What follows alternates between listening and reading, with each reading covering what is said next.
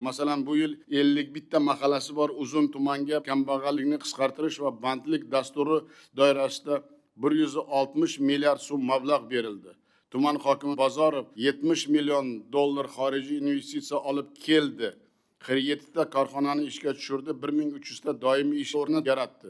Hududdagi 5 ta mahalladan o'tgan 7,5 kilometrlik ko'chani tunu kun ishlaydigan maskanga aylantirib, 300 ta servis obyektida 1000 odamni ishli qildi.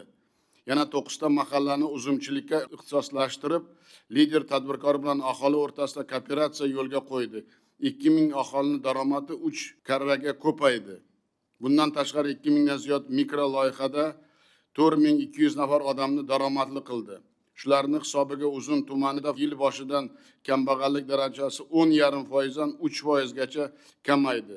51 ta mahalladan 23 tasi kambag'allikdan xoli hududga aylandi. Mahalliy byudjetga qo'shimcha tushum o'tgan yilga nisbatan 17 milliard so'mga ko'paydi. Mana bitta odam agar halol ishlasa, mana shu uzoq joyda qanday ishlar qilsa bo'lar ekan. Lekin Uzun tumaniga nisbatan 4,5 barobar ko'p, ya'ni 705 milliard so'm mablag' olgan Denov hokimi Abrorov ishlarini o'z holiga tashlab qo'ygan.